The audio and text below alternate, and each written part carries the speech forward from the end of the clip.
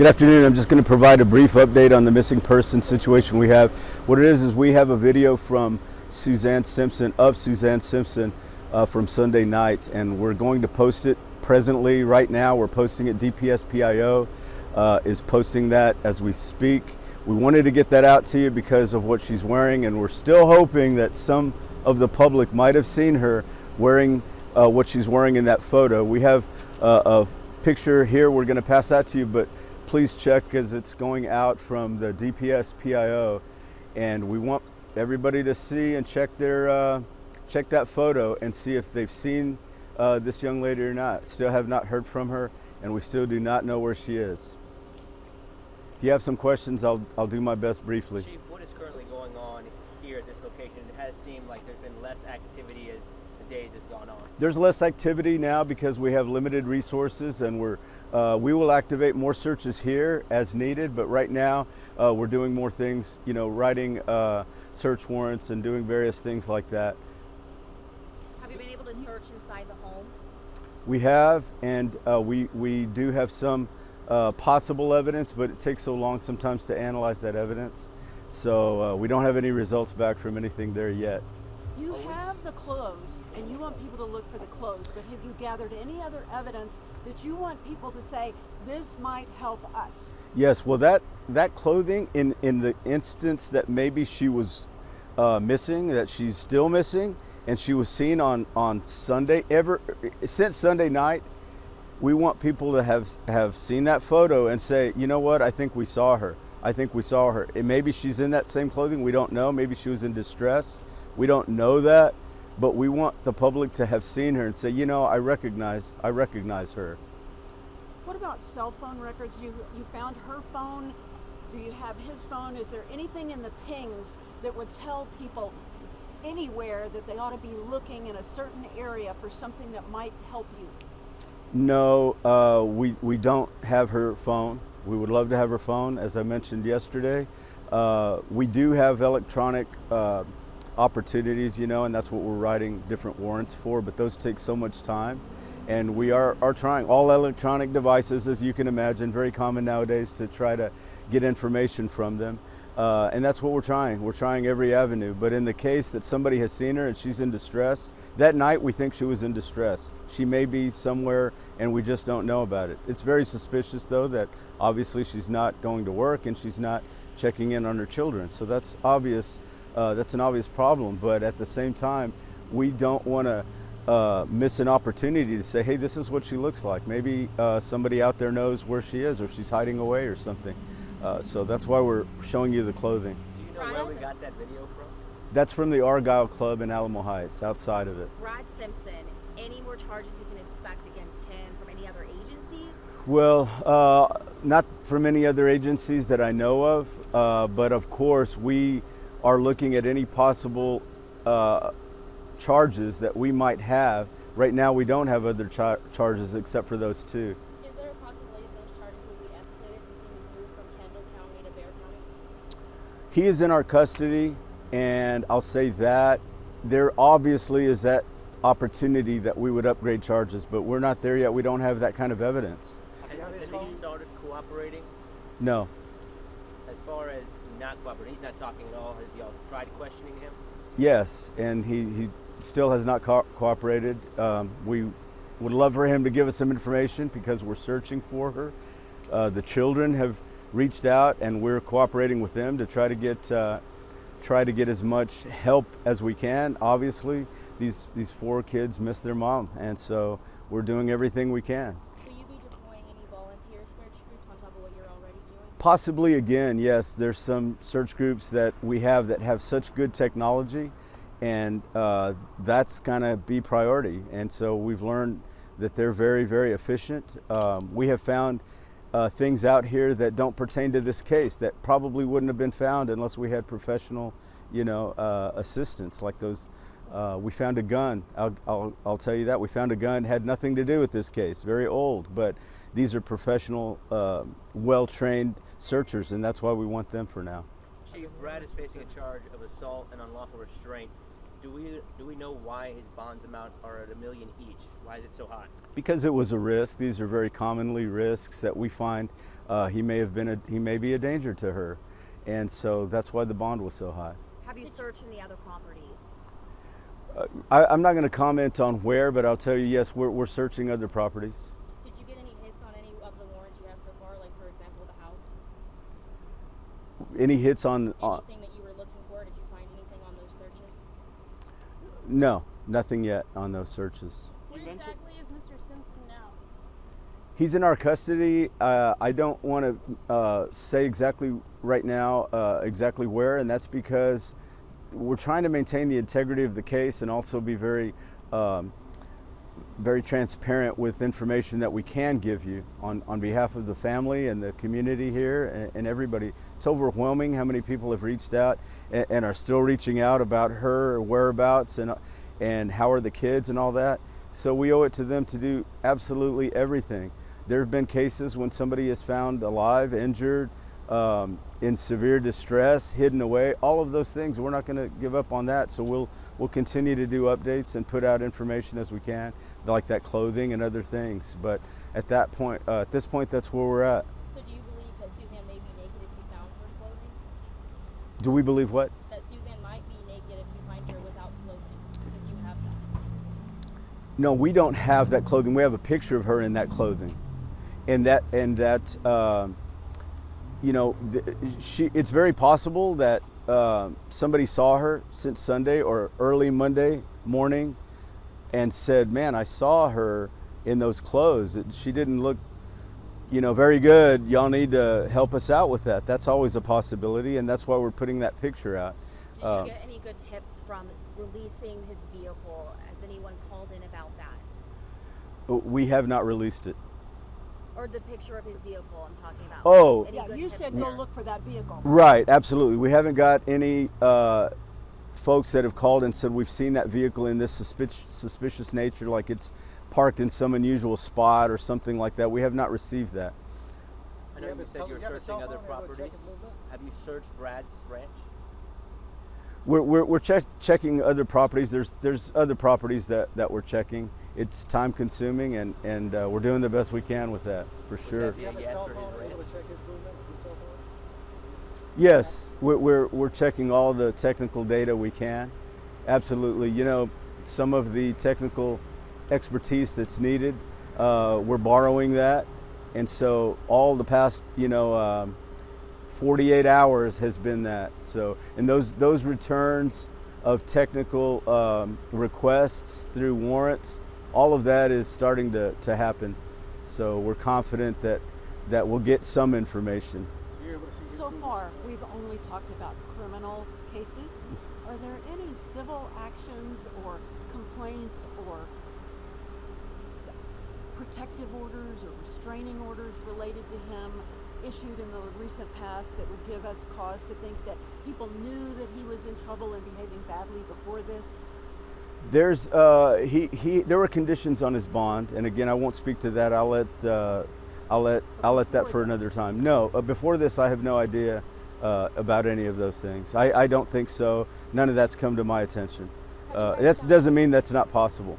When you Have you put guys out, found hair or any DNA that would connect Suzanne to the truck or anything else you guys have found? So we're going to have things tested. We don't have anything very positive, and it takes time. Those hits, as you know, take a lot of time to get results back from. So yeah, that's going to be a lot of waiting for a laboratory to get back with results. when you put out his vehicle and asked if it had been seen in any unusual locations, is that because there's an idea that he might have dumped the body somewhere? Those things are always possible, but that's speculation even on our part. He has a vehicle, and that's what we wanted y'all to see. If somebody has seen that vehicle, like we mentioned yesterday, and it was moving out and about, we would like to know where it was. We want to know the whereabouts of that vehicle. So are you looking for a body, or are you looking for Suzanne hopefully alive at this point? We would love for her to be alive, obviously. There's nothing concrete that says she's not alive. And again, I owe it to the family. We all owe it to the family to speak of her in a way where other people have been found, like I said, injured, in distress, lost, troubled, hiding away. All of those things are possible. So our expectations are, of course, that we get her back alive. It was obviously something very stressful happened Sunday night, very unusual, out of character for her to be missing from work, to be missing from her kids. So of course we are holding out hope, and the family deserves us to be positive about it. But at the same time, we're looking at every single possible thing we can to see if there are other charges. And at this time, we don't have that. Yesterday you said you found 2 pieces of evidence. You didn't want to disclose what those things were. Yep. Are we at a point in time where we can talk about what exactly y'all have found? There was a piece of clothing that we are not sure now that it matches up. But just like the gun we found that we were absolutely sure it had nothing to do with, it's been out there a long, long time, way before this incident. It's kind of like that, but we couldn't let it go. You know, we couldn't say that. We couldn't say that it was involved in any way. But we had to go ahead and collect it just as professionally as we could with the CSI. Have any other members of the Simpson family been interviewed, and if so, are they cooperating? Yes, we have cooperation from the Simpson family, the folks that we've had contact with. They've been helpful, and we're very happy with that. But there's a lot of information, and just sifting through it and developing evidence, not just listening and writing it down and typing it out, but following it up and check the veracity of it takes time. You've said Brad has been uncooperative. What does that mean? He's just not saying anything at all as a lawyer? My understanding is yes, he has a lawyer and he is not talking to us. Prior to that, he did want to speak and we were supposed to meet, and he failed to meet with us. Some of the family has spoken to us, friends have spoken to us, acquaintances, many people, but he himself has not.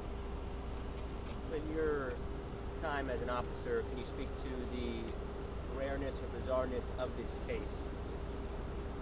I'm not going to say it's bizarre. It's common that sometimes in the family violence situations, when the victim is a woman, she will be very frightened, obviously, naturally. So we're holding out hope that maybe she's trying to be away from the home to get away from that situation.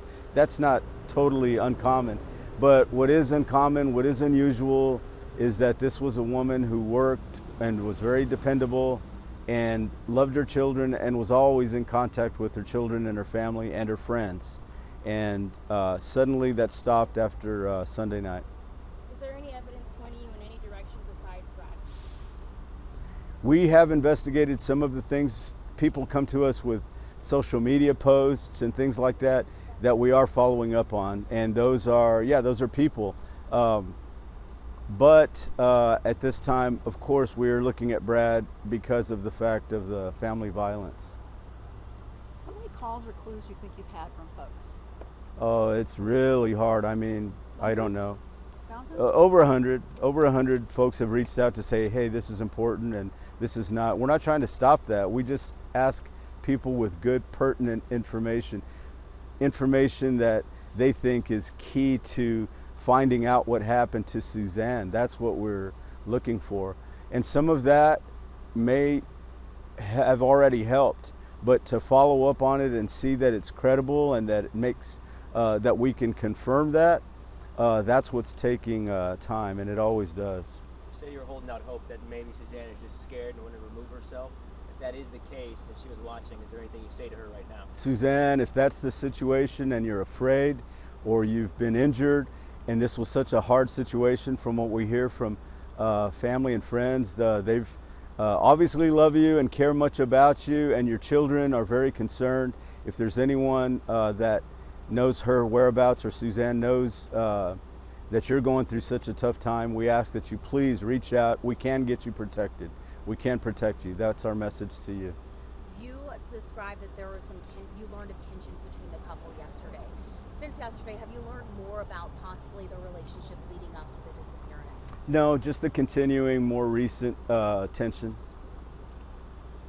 ¿Nos puede dar un resumen en español? Sí, De lo que pero no tan perfecto, pero más o menos. pueda decir, lo que pueda decir del caso. Sí, esto empezó el domingo en la noche y había una pelea, pero no tan físico, más como estaban en un argument fuerte, ¿verdad? En público en Alamo Heights, en un club que se dice el Argyle Club. Entonces, mucha gente vio que ellos estaban en eso y luego después aparece que estaban peleando aquí el señor con la señora aquí en Alamo Heights, aquí digo en Olmos Park, y que ella estaba tratando de irse de él y dejarlo físicamente correr y él estaba deteniéndola. Entonces, cuéntenos, ¿cuál es la última información que tiene acerca de ella? ¿Qué es lo que nos vino a compartir ahora acerca de ella? Sí, lo que tenemos y queremos enseñarlos es una foto.